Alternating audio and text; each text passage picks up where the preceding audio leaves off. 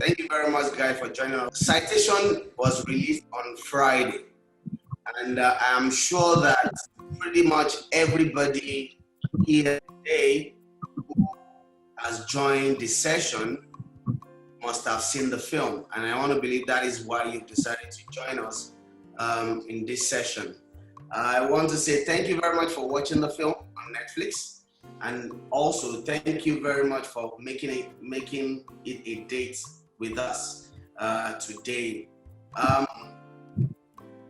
would like to start by saying that this journey started over 2 years ago, and when I say 2 years ago, I'm talking conceptualization, of the idea. We started, and then by last year, November, we went to Recce, our location. We went to Cape Verde, we went to Senegal, we went to Hurray Island, because the original story was written to be shot entirely in Nigeria. And for me, I've always looked at Pan-African possibility, because I know Jimmy and I have had this conversation a lot of times, and we're always saying, look, if we have product that can stay in, that we shoot within the continent and appeals to the people in the continent, that we feel that we might really not need that much of the outside market. So when Citation fell on my lap, I thought, okay, instead of making it just another Nigerian film, I said let's explore the possibility of making it Pan-African, and I'm glad that we're able to do that. My first question is to Jonathan. I just would like to know, and I'm sure people are also wondering, why did you agree to take up the project?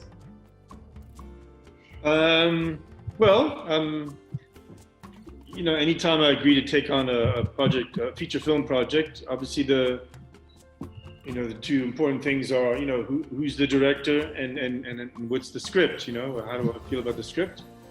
I didn't know you personally at the time, but you reached out to me, and then I did a bit of research about you, and you seem like a person that I'd like to work with, and you're a serious filmmaker, and you've done some successful and good films already.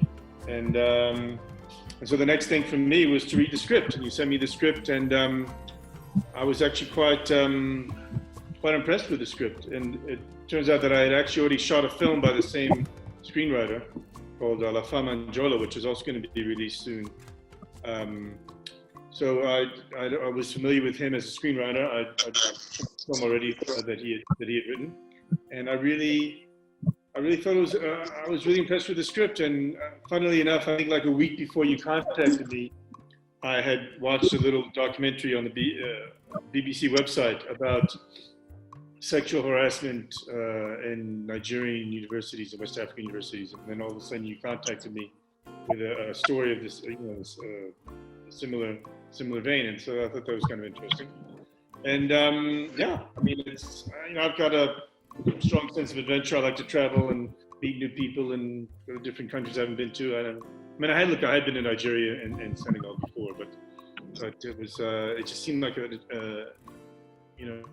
project that I could really sink my teeth into, and actually whose story was meaningful, in terms of in a contemporary sense, and that it was it's an issue that's relevant right now for lots of people, lots of women who are studying in universities and being sexually harassed, and it's an important issue to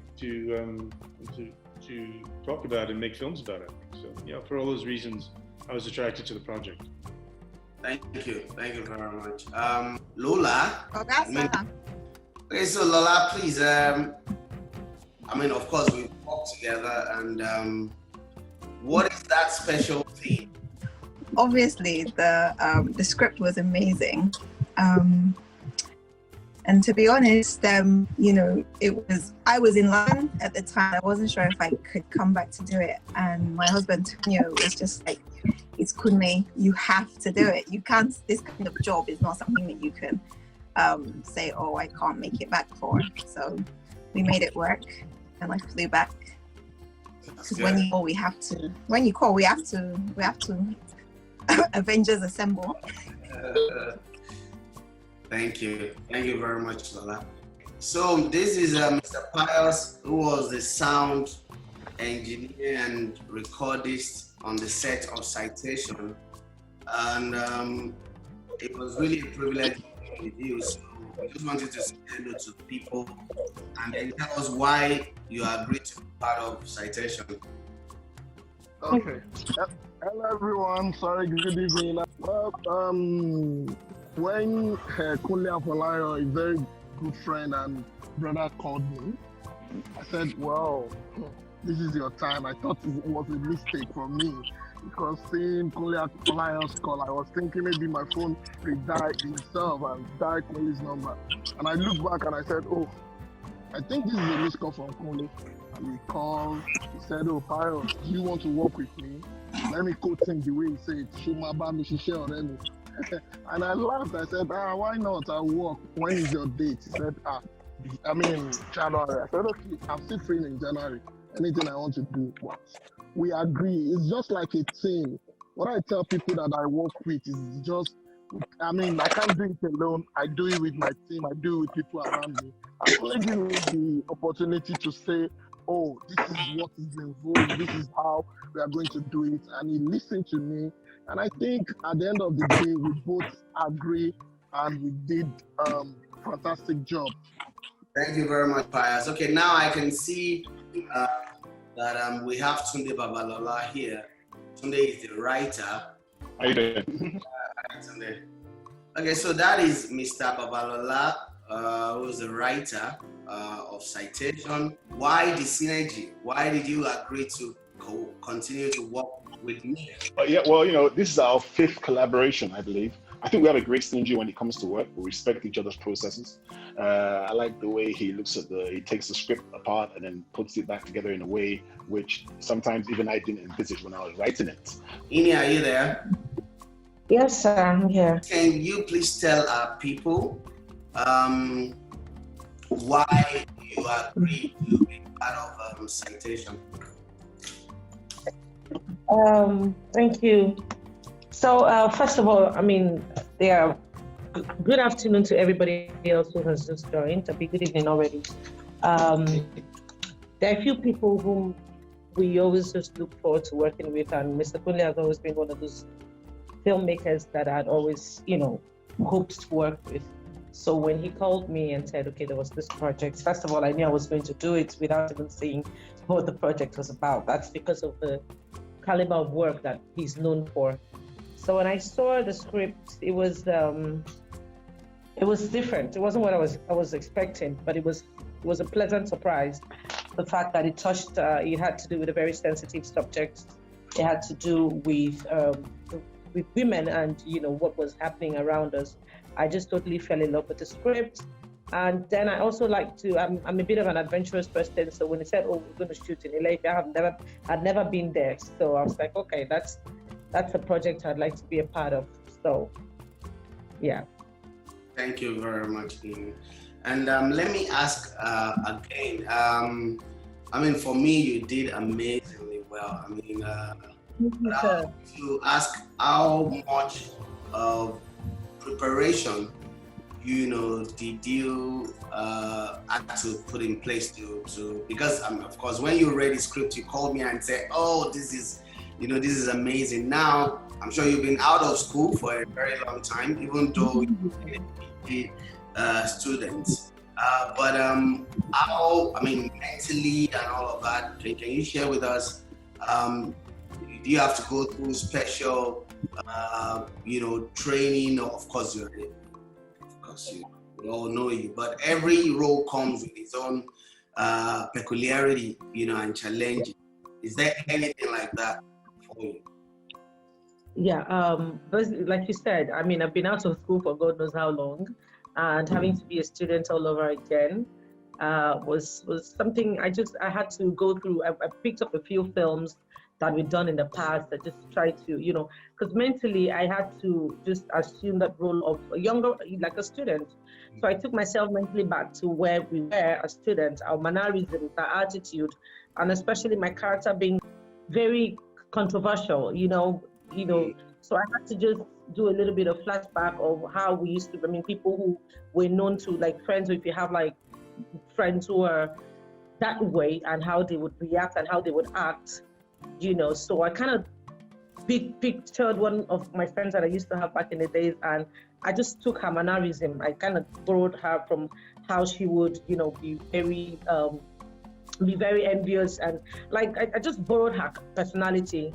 I tried to embody that personality so that Gloria would be different from who I was, and my, because that character is not Gloria's character anyway. It's not my character, rather. Gloria is a totally different person. So I just had to fix her personnel with someone else, and then the character came to life.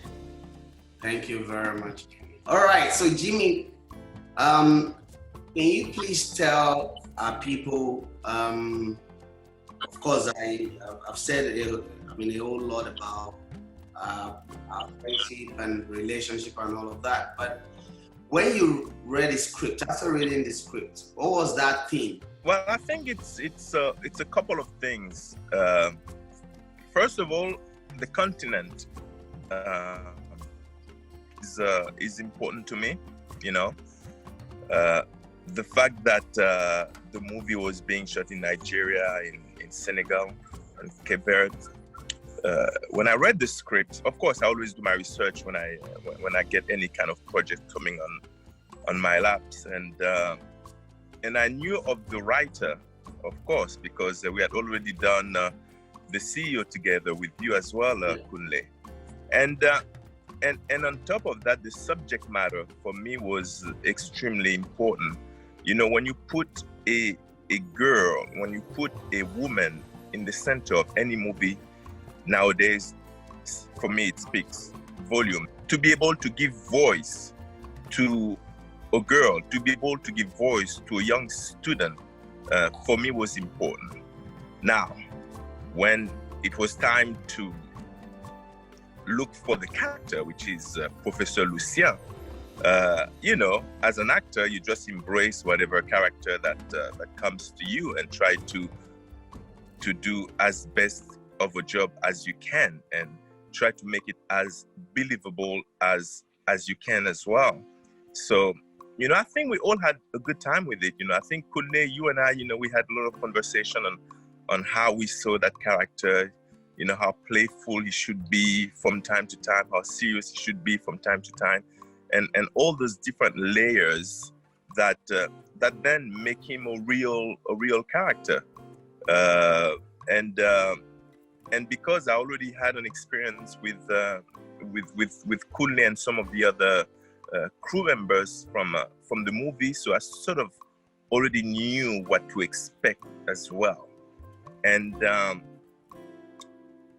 also the last thing that I would add is that I've been back and forth to Nigeria for the past 15 years now, and I sort of know who's doing what and how.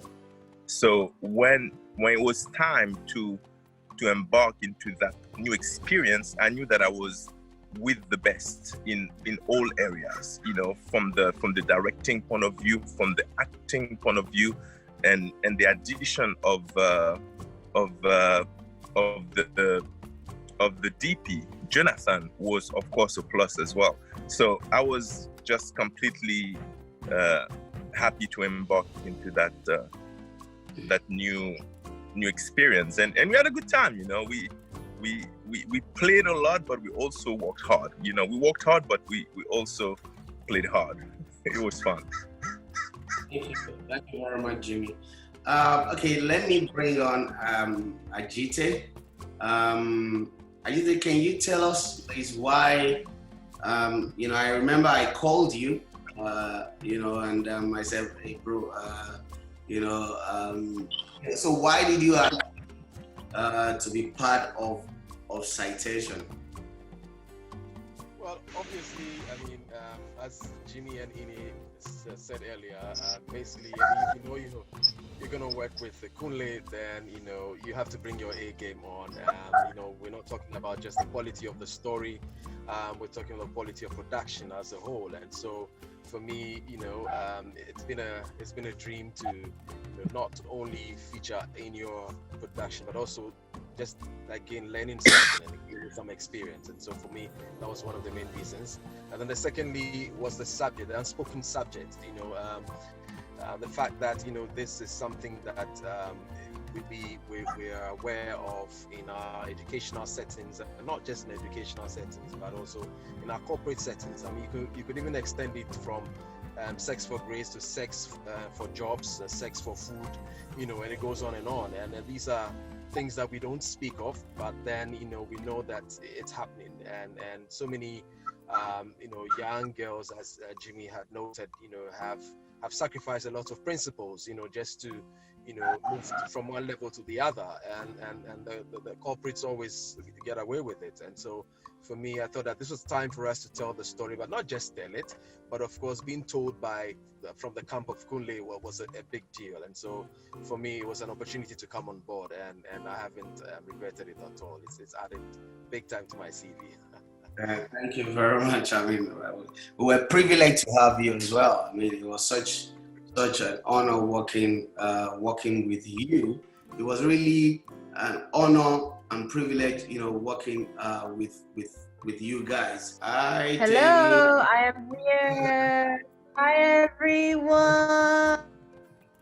Hope everyone is doing well. I'm good. I'm taking it all in. I'm great. Thank you. Like I can see, it's been celebration back to back. So,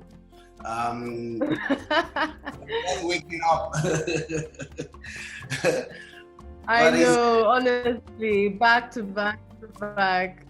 It's good to have you. So far, I'm sure you must have been getting loads and loads of comments and phone call. How does it feel? It still feels like a dream, honestly. I think in a couple of days, it's going to hit me that it's actually out now. Because of course, being on set, actually putting in those days of work and everything, and then finally getting to see the movie, and then the entire world then gets to see it. It just feels like a dream. So I'm just so happy that people are finally enjoying it. People love the movie. We have started dialogue about this issue. So there's so many different aspects as to why this has been an amazing experience. But yeah, I'm just really excited to see, this dialogue continue and really just share Citation with the world. All right, so let's play this short video and then I'll come back to you. Oh wow, is this what we're watching? Nah. You should have at least warned me. Wow. Okay, I'll be quiet. Okay, so this is a monologue video that I asked Temi to do. I remember then, this was even before the first draft of the script was ready. Then Tunde just sent me like a treatment. So I remember calling her and I said to her, look, imagine that you are in distress. Imagine that, a lecturer is trying to bully you and you're helpless and there's nobody to come to your rescue and you're alone in your own world. And then sit by the window, no makeup, no wig, no nothing, and just internalize and then, express yourself. And then she sent me that video. And I remember that day, I just said to her, okay, that's good. And I remember that day I called Tunde and I said to Tunde, I think I found, our female lead for the film. Of course, I was looking for that video. I even asked her and she lost it, but I found it. So I'm glad that I eventually found that video. So I'm going to talk to Jonathan. What are those things, Jonathan, that you say you will say helped to? I mean, that makes this different from a lot of the things you've done. Well, you have to be flexible in this industry. You have to be able to work with lots of different people, and you have to be able to work in lots of different circumstances. You have to be able to adjust and adapt to, all these different countries, different languages, different types of food, different, and you always have to go into each project with a very open mind. You can't just go in with assumptions, this is how it's going to be done, and this is how people are going to work, and this is how they're going to behave, or this is how they're going to react. Or you need to have that sort of mindset, I think, to be successful and work on lots of different projects and different, which I like to do. I mean, if you look at my body of work, I've worked, in dozens of different countries around the world on all different types of projects, and I think that's probably because, I've been able to do that because I go in with that type of mindset. I mean, I think the only person I had worked with before on this project was the Key Grip. I'd done a film with him in Nigeria a couple of years back. Aruna, that was our Key Grip. Yeah. I had worked with him another film that actually just released a couple of days ago called Voiceless. He was a Key Grip on that as well, which is another Nigerian film I shot. But yeah, I mean, I felt, on the whole that people who are successful in this business are people who can work with lots of different people in different circumstances, and most almost everyone on the crew and cast were very accommodating and very gracious and friendly and helpful, and appreciative of me and what I was trying to do. So I didn't have any issues with anyone that I was working with. Actually, I had quite a good experience on the whole in terms of the interpersonal relationships and experiences that I had with cast and crew and production, and obviously you yourself as a director. I thought you and I worked quite well together, and we saw eye to eye and sort of,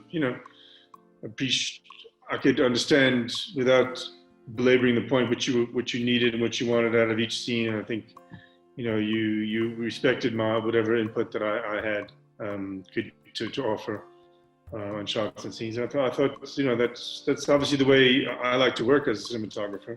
I like to work with a director who's got a strong vision and who knows what he or she wants, but who also appreciates my input and likes to collaborate. I'll go to Lola Maja. Okay, so Madam Lola Paris. Yeah. Now, can you please, because remember that during the pre-production, even though you were not in Nigeria, you and I were talking every day, and I was saying, look, I don't want to see the Jimmy that I know. Yeah. No, I don't want to see his shiny head. I want a complete transformation. So what are those things that you factor, and how are you able to pull it off generally with all the actors? So, I mean, obviously when we're doing our pre-production work, we have a lot of conversations about how we think the characters are going to look.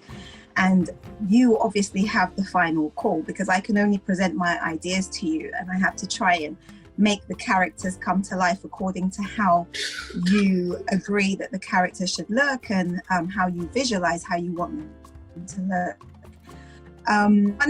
A lot of people have a lot of opinions about Professor Lucien's hair. And that was something that we literally decided on that particular hairstyle when we did a screen test for him. I think just before we started shoot, we were already on location.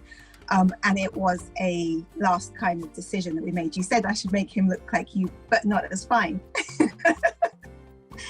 So we had to work around and make Jimmy not look like Jimmy Jean-Louis, not look like the handsome stud. Everything comes together when you're talking about a character's design.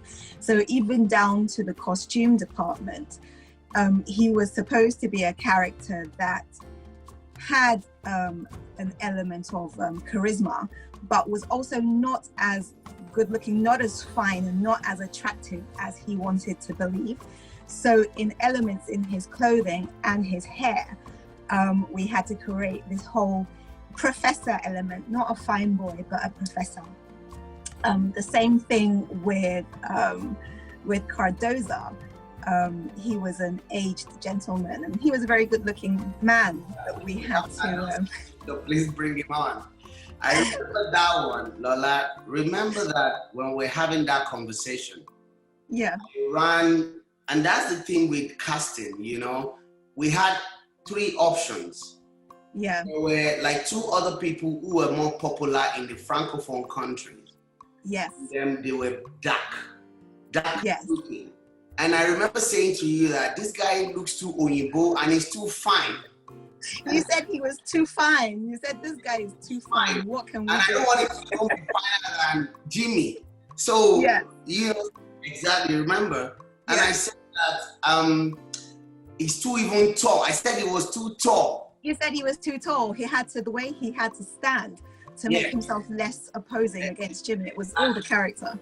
Exactly. So I said the only way we can bring this guy on is if we make him look as terrible as possible. Yeah. And eventually it worked for me. I think it really worked. You know, the combination of your makeup and then the costumes. I mean, look at this guy. In fact, we need to put this was a picture we took of him. I don't take sole decisions when it comes to, you know, a lot of these things. I had to run it by the team, and we all need to, you know, agree before, you know. So, and then can you tell us a bit because I was even saying Adjetey is also too fine. You know, and you know, remember I said, let's do something on his face. So what was that? You said your specific words is he needs to look like a funny guy. Yes. Which is why somebody like Ini's character would not be attracted to him. So it's a lot of subtle things we did, because I remember Kunle, you and I, we go way back, so we're able to have our differences of opinions and and fight it out until we come up with a final decision.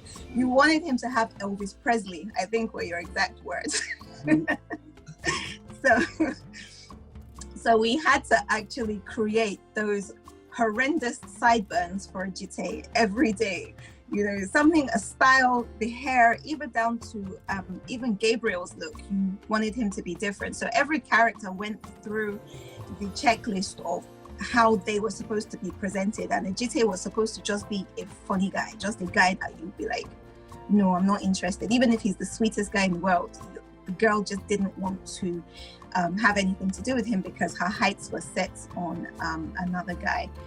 But those sideburns really worked for Adjetey's character. It just it's a lot of little things which people don't notice, or that people might look at and say, why did they do that? Why did they make the guy look funny like that? That guy's hair is terrible. Why did they do it like that? Because it all comes together to create a whole character. So Temi, my question is this, right? This is your first feature film, right? And to the glory of God, it's been accepted, you know. Can you tell us, because you had to speak English, you had to speak Yoruba, you had to speak French and all of that. Just take the people through a bit of the journey, you know, what you did and all of that to arrive at that point. So when I first read the script, obviously everything was written down in English, but of course, Uncle Kunle had told me that, okay, this is going to be a polylingual film, not just bilingual. There are going to be many different languages thrown in. And luckily, when it comes to languages, I like a challenge. And I knew that this was going to be a challenge, but I was really up for it. And I feel like if you're not pushing yourself to something you're not even sure you can maybe even do, you know, what's the point? And I really saw it as for me to, you know, not only take that first step into acting, but dive in with a role that would be challenging for me. So once I'd read the script in English, then I started to work on not only memorizing my lines, but memorizing my lines in 3 different languages. So I spoke, I think for 2 weeks, me and my manager only spoke French. I had been speaking French throughout school, so I just had to brush up on that. And then the Yoruba, I mean, we've been seeing a lot of comments out, but you know, I had to give Moremi her own spin on, you know, how I would be able to portray that. And it's just been really interesting to see the comments and the back and forth. Some people love it, some people don't. But for me, I'm actually really proud at, you know, if you looked at the beginning of pre-production, the growth of, okay, you know, I'm finding this more comfortable, and I'm becoming more confident with the Yoruba. So, you know, watch this space. Maybe one day I'll do a movie only Yoruba.